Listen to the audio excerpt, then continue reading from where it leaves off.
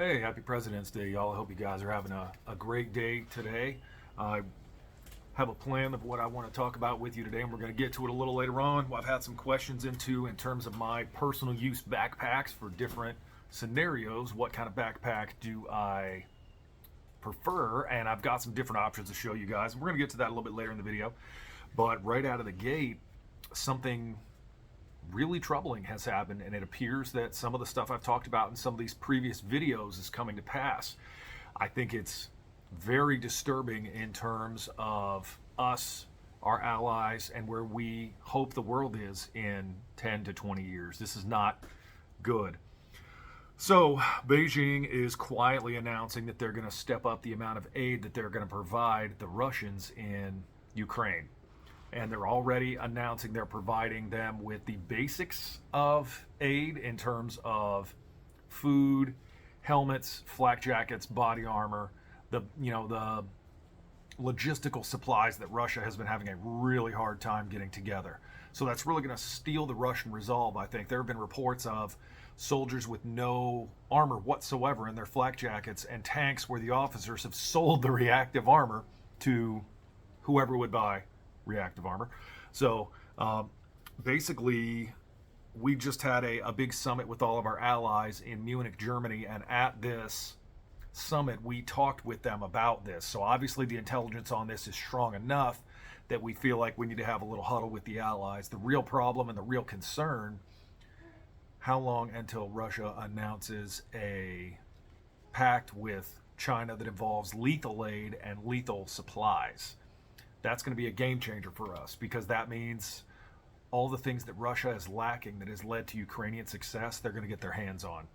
And part of the deal there too is, I've talked about this again, and I'll post the video, but a lot of the equipment between Russia and China are interoperable, where, if you do a Google search of Russian current airplanes and Chinese current airplanes, you'll notice they have striking similarities, down to the fact that a bunch of the gear that Russia has sent China are actually basically Russian aircraft. It's kind of like our deal with Israel, where we send them our equipment. Well, they buy it, but they get our equipment and we train them how to use it. So that's super scary. And we'll talk about that here in a minute too. But Secretary of State Anthony Blinken told his Chinese counterpart a very sincere and blatant warning about helping Russia, either through evading their sanctions, which is another thing China's helping, is they are allowing them to escape these sanctions that we've put on them by doing business with Chinese companies out of the limelight, so that they don't have to concern themselves with the scrutiny that they would get of trying to avoid the sanctions otherwise. And then again, back to the material support. He warned them, hey, you help these guys with ammo and all these lethal aid, that's a problem for America and a problem for NATO. And I think the thing that scares me, they did an interview with the president of the European Union, and she voiced her opinion that China doesn't care and China's not interested in listening to what we have to say on this matter. So now we've got another high-level politician saying China doesn't care, they're not afraid of us, and they're not listening.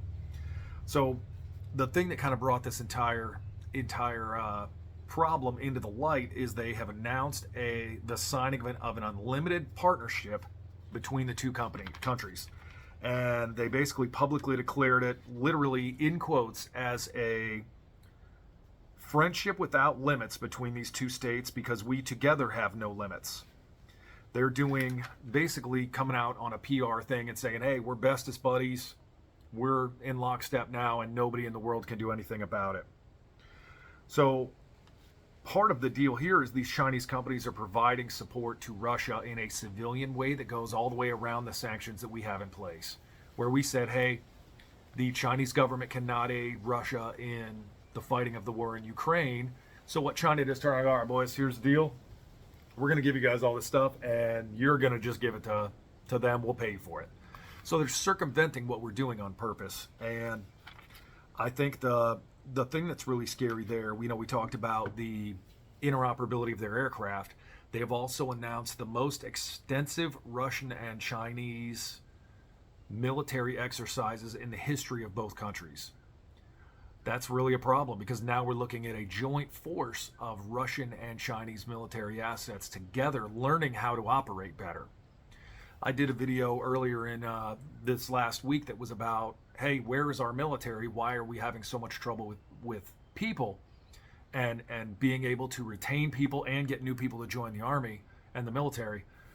The thing that's scary about it is you're looking at two countries that can put like 9.5 million soldiers in the field. We can't touch that, even with our allies. I think the last asset number I saw was like 3.5 million. We have great technology, but that is a lot of dudes, and that's a big problem, I think. And I think the thing that scares me the most about this is look at the parallels of World War I and even in limited ways World War II to this, where especially with World War I, a small isolated incident kicked off the greatest meat grinder in the history of mankind, based on all of these allegiances and all of these alliances that countries had formed with one another, creating this tangled web that no one could undo. And look at us now. Where are we again? You've got Iran providing Russia with drones. You've got China providing Russia with less lethal, non-lethal, and probably under the table lethal weapons. You've got us providing Ukraine weapons. You've got Turkey providing Ukraine drones. I mean, the list goes on and on. We have basically a proxy war between these two powers. We've got us as the allies, us and Europe, versus the Axis, which would be, you've got Russia, China, and Iran at a minimum, along with some of these other smaller satellite states who hate our guts too. So what's to stop a repeat of history? I mean, that's one of the things that, the greatest quotes about history in the world is that history always repeats itself. And here we are looking at us warning a set of countries not to do something that we're doing. And what do they come back with? Hey, we just formed the greatest alliance that we possibly could. I think it's troubling. It is very troubling. And it's more troubling because it reaffirms the fact that I talked about, in the last 2 weeks over a bunch of videos, that they are not afraid of us. They're not afraid of our military. They're definitely not afraid of our government, and they're not afraid of our European allies. They know that when those three groups put their head together, they can go head to head with us. And look what happened last time. Between World War I and World War II, it is the greatest loss of life in the history of the universe. And now what happens when somebody loses and they've got nuclear weapons on their hands? I think it's a terrifying thought process if you really look at the numbers and work your way through it, because the only option we have in the end is to preemptively attack. And if we preempt one of those countries, the other one comes in and saves the other two. So now we're starting to tie that knot and tighten it down to the point that no one can get out of it. And I think that's terrifying to think about. So I would love if you guys would put in the comments your thoughts on this, if I'm being over dramatic, or maybe if I'm wrong, or if I'm absolutely right. We really do need to start this preparation process. So I say all that, preparation process, to talk about a little preparation. So one of the questions that I was asked recently is, cool, great, yeah, you have bug out bags. What are they? Tell me about these bug out bags and give me a clue on what bug out bags work for you so I know what to buy, because I'm just getting into the preparation game myself. So we'll look at these different preparation bags that I have. A bunch of them are military surplus, because if there's one thing the military is good at, it's camping. Yeah, we're good at it. Great at camping. So first one I want to show you is a straight military surplus. Well, it wasn't military surplus when I got it, but it is now. This is called a 3-day bag, and the purpose of a 3-day bag is basically it's big enough that if you can fit 3 days worth of supplies in it, great things. It's got tons of MOLLE on the front, MOLLE on the side pockets. Just a very large, robust bag that if you want to have about 3 days worth of clothing and supplies is a great way to go. Every military surplus store on the planet has one for about $50. Very beneficial. They also work really well if you have to make a march of not a long distance. I mean, you could throw it on your back and ruck march, up to, I would be comfortable doing one up to maybe 5 miles, but I wouldn't want to go much further because the lower back support's not that great. Another one is the Aircrew Survival Bag. Aircrew Survival Bag, if you have watched my videos, you have seen before. It is this guy. It's about a 1-day bag. I put, a couple changes of socks, a little bit of food, and we're going to do a bag layout where I actually show you what I put in each of these bags coming up here in the next week. But this is about a 1-day bag, and you can see it's got carrying straps on the inside that you can actually fold into the bag if this is going to be in your car. That's what I use it for. It's a great vehicle bag, and you can see I've got a knife and my tourniquet on it.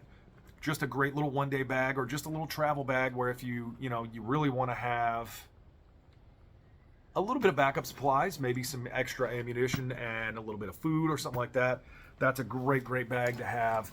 And the thing is, you are more than anything with these bags. A lot of people get the idea of prepping in your mind, and it's not a matter of preparation. It is a matter of preparedness, where, yeah, I don't know what's going to happen, but I sure would much rather have some extra ammo and a little bit of food and a knife just in case I need it than to need a knife and be like, cool, well, this sucks.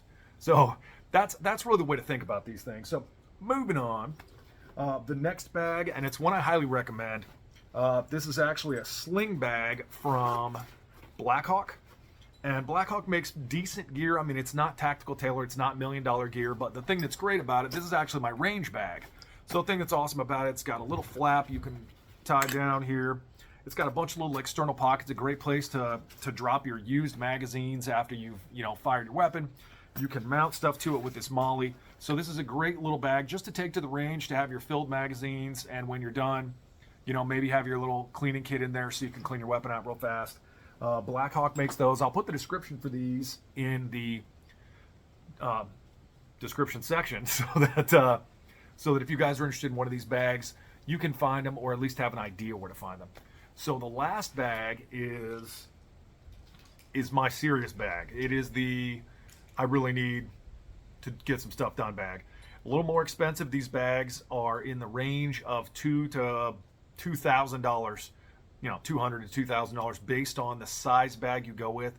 Eberlestock is the name of the company, Eberlestock, Eberlestock, and they make, I would say, in my opinion, probably the best quality bags with the most number of options that will really help you out. And the first thing you'll notice about this bag is if I'm going to be doing a ruck march, great lower back support, great kidney pads to kind of pull around. I'll hold it up a little higher here. Great kidney pads, great lower back pads across the back, padded straps. The thing you'll notice too is that the back of the bag is actually open. This is a scabbard for a rifle. So if you have a rifle in your hands and you want to bring a second one with you, you drop this thing in, and it actually has a cover that will cover the top of your rifle and keep it dry. So really amazing backpack. It has several compartments, and it kind of sets up like this where you can unclip it. It provides you with a little more room too. You can unclip it and pull this back. There's storage up here and storage all the way through along with Molly. So that bag is I have to protect the family, and we're going somewhere that is maybe someplace I'm going to need to survive for a fairly limited amount of time. But in the reviews that we've done thus far, where I've shown you how to signal and how to make fire using those simple fire creating methods, everything that is in those reviews is in that bag, every single one of them. So I would love it if you guys would throw in some comments, maybe talk about what bag you find has worked best for you in terms of the different ways you want to do these things. So thank you guys so much for watching the video, and as always, I appreciate it so much, and I hope you have a wonderful afternoon.